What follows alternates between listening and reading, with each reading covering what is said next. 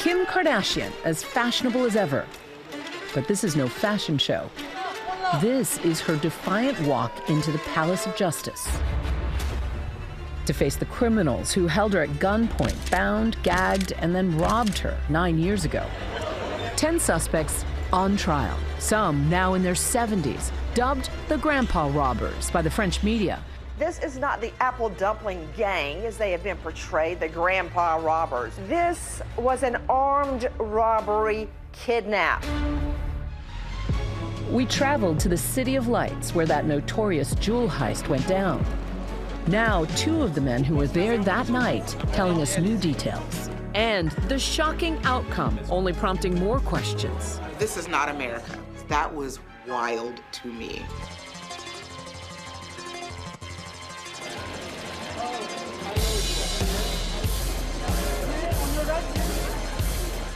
Paris Fashion Week, an unapologetic, fanciful parade of glamour. And in the fall of 2016, Kim Kardashian was at the center of it all. She has brands, really high fashion, high-end brands, throwing everything at her. She's the belle of the ball. Sharing her movements on social media, front row at Balmain. In a private room after the Balmain show, today's challenge was underwear or no underwear. Then a stop at Givenchy's offices. Second look at the day. You guys guess where I'm at? Flashing a diamond-encrusted grill. And that ring, 18.8 carats, worth $4 million. An upgraded wedding ring from her then-husband, Kanye West.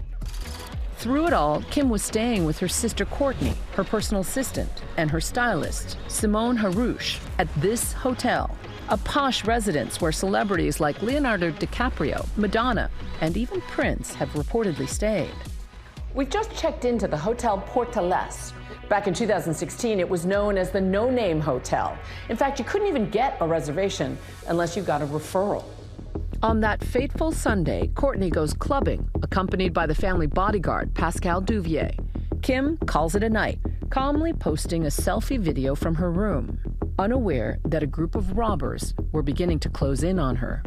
We sat down with one of them, Younes Abbas. Did you know that your target was Kim Kardashian? And did you know who she was? Alors non, je ne connaissais pas Madame Kardashian.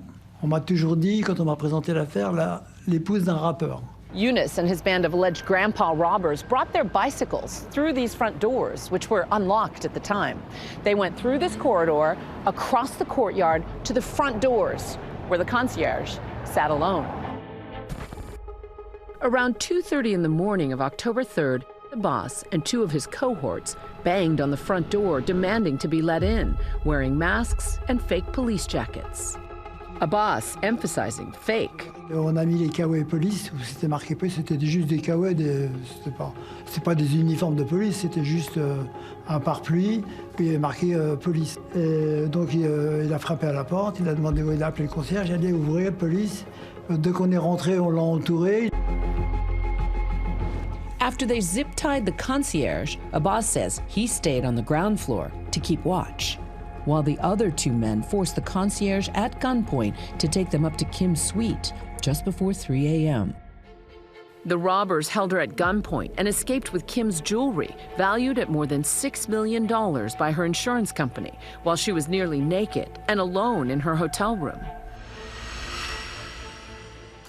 Kim detailing her reaction to them busting into her room on her show, Keeping Up with the Kardashians. I saw 2 guys holding another guy down in police uniforms, but right outside of my bedroom, 5 feet away. So I slid off my bed and picked up my phone, and I'm like, I don't know how to call 911 in a different country. And so I called Pascal, and then the guy came and grabbed the phone from me, threw me on the bed. And I was like, this is it. These evidence photos, never before made public, showing the crime scene. Authorities say the men then bound and gagged Kim with black zip ties and duct tape. Kim was then carried to the ensuite bathroom. Kim explaining on the show that she was thinking of her family throughout these terrifying moments, the concierge translating between her and the robbers. And I said, while I'm being tied up, I'm like, are we going to die? Are they gonna kill us? And I was just like crying and like, tell them I have babies. The thieves seen here on this security footage making their getaway on bikes. At some point, you fell and the jewels spilled out on the street? Et ensuite, la sangle qui dépassait s'est pris dans la roue. Et là, j'ai chuté, je suis tombé. Et là, quand le sac s'est versé, j'ai trouvé des bijoux. By then, Kim's bodyguard, as well as her sisters, Courtney and Kendall, had rushed back to the no-name hotel. An exasperated Kim was questioned until 4 a.m. before she was finally allowed to fly back home on her private jet. I can't really stress the dangerous nature of an armed robbery. We could have woken up that morning and read, Kim Kardashian dead from botched armed robbery.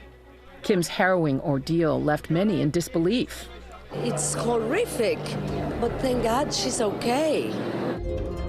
After the robbery, Kim Kardashian uncharacteristically went dark.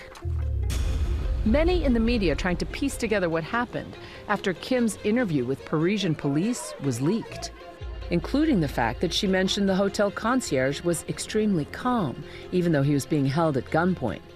I, like many people, thought that he may have handed over inside information to help the robbers. That wasn't true, and that became clarified. And in fact, he became a vital witness. That concierge reclaiming his truth. The consequences of the haste was very terrible for me. Abderrahman Ouattiki, who's from Algeria, was working at the no-name hotel at night while studying for his PhD at the prestigious Sorbonne University. He spoke to us outside the Palace of Justice about the immense scrutiny that followed him after Kim's police account of that night was leaked. You wrote a letter to Kim Kardashian. You said when you feel the cold steel of a gun on the back of your neck. Yeah, you have to be calm. So you have to be wise in such situations. Eventually, he was cleared as a suspect after authorities discovered DNA on duct tape and the zip tie used on Ouattiki, which was left at the scene. The grandpa robbers left a trail a mile wide, and that evidence was damning. Now Eunice, who even once wrote a book about his role in the armed robbery called I Sequestered Kim Kardashian, says he has regrets. Some people think the timing of your regrets has everything to do with the timing of this trial. Oui, parce que c'est la première fois que j'ai une affaire comme ça, où les victimes sont vraiment traumatisées. Finally, after nearly a decade, the trial begins. All 10 defendants came to court every day. 9 men, 1 woman, ranging in age from 35 to 79. A crush of reporters and police descending onto the courthouse for the trial's biggest day as the 44-year-old was set to testify. Kim shows up in vintage John Galliano skirt outfit, a $3 million necklace that was 52 carats, diamond ring, diamond earrings, anklet, diamond, diamond, diamond. 10 days later, a verdict in the Parisian Palace of Justice. Younis Abbas and his victim, the former concierge, under the same roof one last time. Kim Kardashian did not attend the final hearing. What are you expecting from today? Justice. Hours later, the big news. 2 suspects were acquitted, everyone else found guilty, including Younis Abbas. But to the world's shock, not one person was sent back to prison, many credited with time served or given suspended sentences. C'est quelque chose que vous vous attendez? Non. The judge said they were too old and had too many health problems, and he wanted to be very lenient on them because of that. As for Kim, who spent years advocating on behalf of incarcerated people, she said in a statement, "While I'll never forget what happened, I believe in the power of growth and accountability and pray for healing for all. I remain committed to advocating for justice and promoting a fair legal system." I respect Kim Kardashian, but I call foul. Justice was not served. And if she doesn't want to say it, I will say it for her. They should be in jail for what they did. Our thanks to Juju. For much more on this story, make sure to watch Impact by Nightline, inside the Kim Kardashian heist, that's streaming on Hulu.